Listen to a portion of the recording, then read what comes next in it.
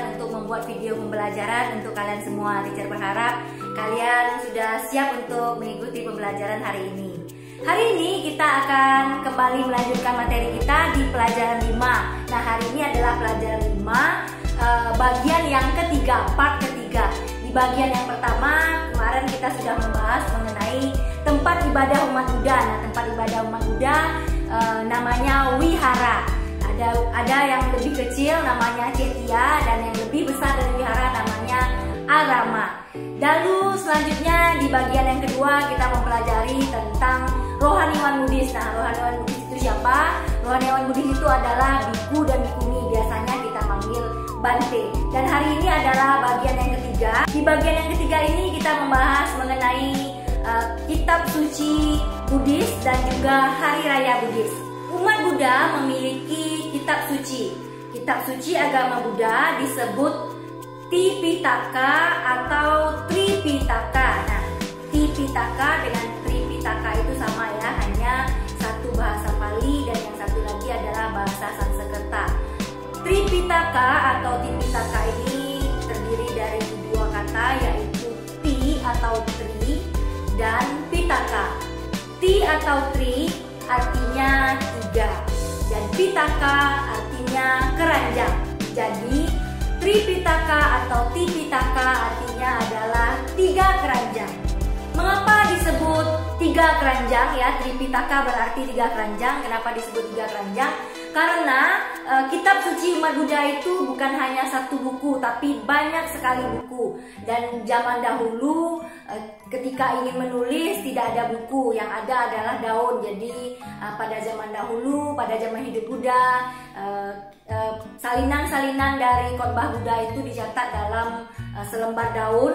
Lalu daun-daun itu dimasukkan dalam keranjang. Keranjang bukan keranjang yang kecil, tapi keranjang yang besar. Nah, sehingga disebutlah Tripitaka karena ada tiga keranjang yang besar untuk menyimpan kitab-kitab suci ini. Pernahkah kalian melihat Tipitaka atau Tripitaka tersebut? Nah, bagi kalian yang mungkin pernah datang ke Wihara Buddha Warman, kalian bisa melihatnya.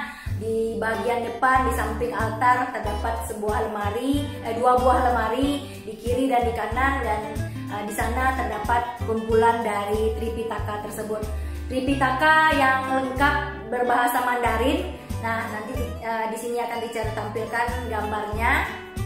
Dan juga ada Tipitaka dalam bahasa Inggris, namun dalam bahasa Inggris belum lengkap semuanya dan itu termuat dalam satu lemari ya. Jadi kitab suci kita bukan hanya satu buku tapi banyak sekali. Nah, kalian mungkin bisa lihat pada gambar buku-bukunya banyak sekali dan itu berurut ya.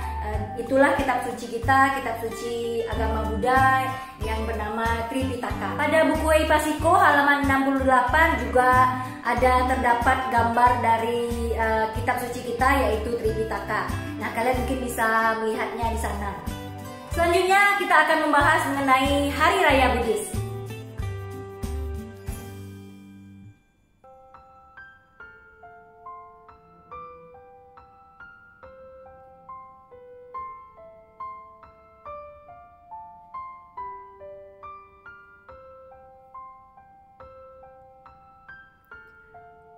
Sekarang kita membahas mengenai Hari Raya Buddhis. Nah, apa itu Hari Raya? Nah, Hari Raya adalah hari yang istimewa. Hari di mana kita merayakan sebuah peristiwa. Nah, kita sebagai umat Buddha ada juga hari rayanya, hari yang istimewa bagi umat Buddha.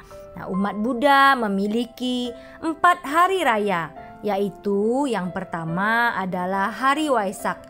Hari Waisak merupakan hari raya terbesar umat Buddha. Kalau hari Waisak, kalender kita berwarna merah ya, artinya kita libur ya di hari Waisak. Selanjutnya ada juga hari-hari raya umat Buddha lainnya, namun di kalender kita tidak merah, tidak kalender merah, yaitu ada hari Asala atau disebut juga Asada. Selanjutnya ada hari Katina dan juga hari Maga. Jadi umat Buddha memiliki 4 hari raya besar. Yang pertama hari Waisak, yang kedua Asala, hari Asala atau Asada, yang ketiga Hari Katina, dan yang keempat Hari Maga. Mari kita membahas satu persatu dari hari raya tersebut. Peristiwa apa yang dirayakan pada hari-hari raya tersebut? Nah, yang pertama Hari Waisak. Kita bahas Hari Waisak dulu ya. Hari Waisak biasanya dirayakan pada bulan Mei ya, tapi tidak selalu tepat tanggalnya, sekitar bulan Mei. Pernah juga di awal Juni ya, karena tidak melihat tanggal kalender biasa, tapi melainkan melihat kalender Chinese, kalender peredaran bulan ya. Ya, pada hari Waisak kita memperingati 3 peristiwa. Ya, peristiwa yang pertama adalah Pangeran Gotama lahir. Yang kedua, Pangeran Gotama menjadi Buddha.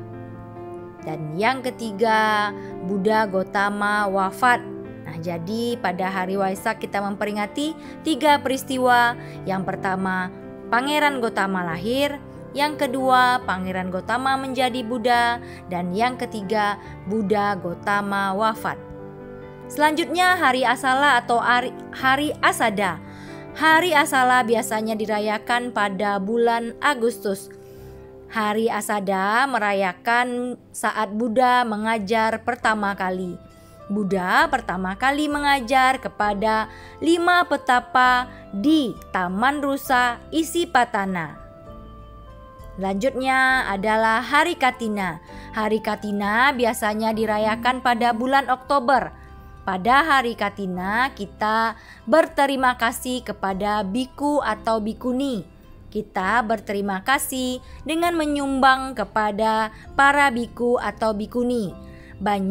Biasanya orang-orang menyumbang jubah, makanan, dan obat-obatan pada Hari Katina ya. Jadi Hari Katina kita memberikan sumbangan kepada biku atau bikuni. Biku atau bikuni itu biasanya kita panggil Bante ya. Pada pertemuan-pertemuan sebelumnya kita sudah pernah membahasnya. Jadi biasanya kita memberikan jubah, boleh juga makanan, obat-obatan. Selanjutnya Hari Maga. Hari Maga biasanya dirayakan pada bulan Februari. Pada zaman Buddha, suatu malam ada banyak sekali biku berkumpul. Mereka berkumpul tanpa diundang atau janjian. Pada Hari Maga, kita merayakan peristiwa berkumpulnya para biku tersebut. Pada hari raya agama Buddha, kita merayakannya dengan cara berdoa, berbuat baik, dan bermeditasi. Baiklah anak-anak, demikianlah materi kita di pelajaran 5 dan teacher yakin kalian bisa memahaminya dengan baik. Selanjutnya tugasnya ada pada halaman 74. Ada 3 kolom, kita diminta untuk menggambar apa yang akan kalian lakukan pada hari raya umat Buddha, hari raya Buddhis. Dan di halaman 75 dan 76 ada evaluasi, teacher yakin kalian bisa mengerjakannya dengan baik. Baiklah, sampai di sini dulu video pembelajaran pada hari ini. Terima kasih atas perhatiannya. Namo Sakyang Hidayah dan